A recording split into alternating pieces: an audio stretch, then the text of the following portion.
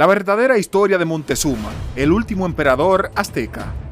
Hace poco más de 500 años se produjo un encuentro entre dos hombres que alteró para siempre el curso de la historia.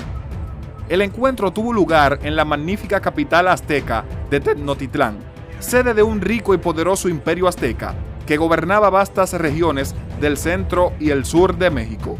El 8 de noviembre de 1519, el conquistador español Hernán Cortés, después de meses de batallar en ciudades vecinas, ingresó a Tenochtitlán y ganó una audiencia con el emperador que conocemos como Montezuma II, el último gobernante totalmente independiente del imperio azteca.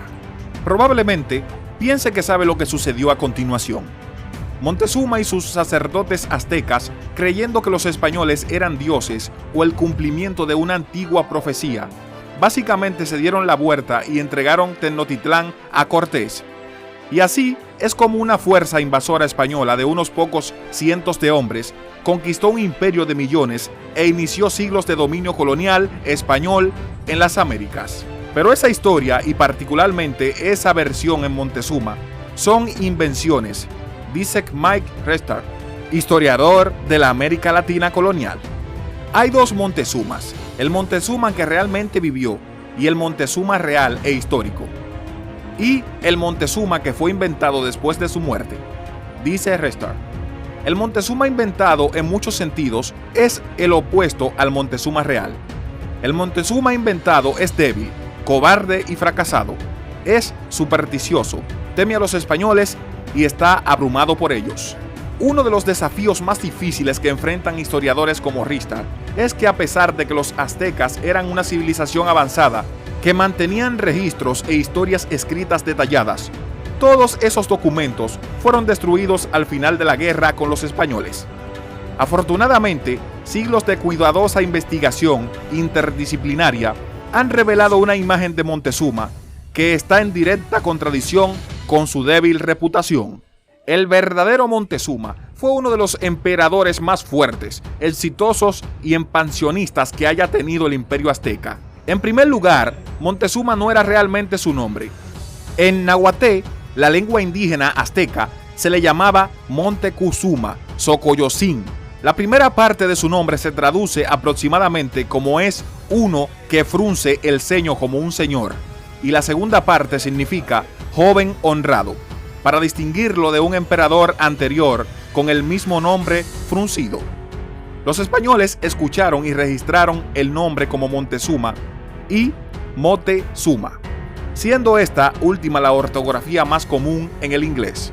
Después de heredar el trono de su tío, el gran líder militar Ahuizo, Montezuma gobernó durante 2 décadas, en 1502 hasta 1520, y expandió el imperio azteca a su mayor tamaño, al conquistar reinos rivales que se extendían desde la actual Ciudad de México hasta Chiapas.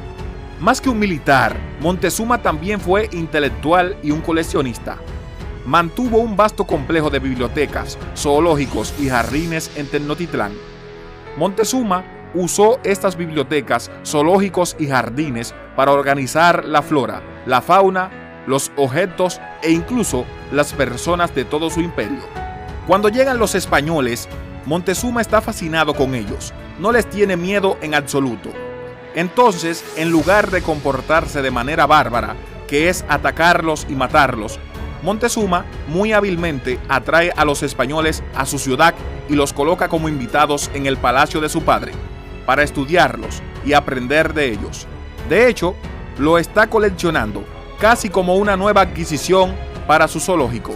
Si Montezuma no era de hecho un debilucho o un cobarde, entonces, ¿por qué se rindió inmediatamente a Cortés y su ejército en esa primera reunión en 1519?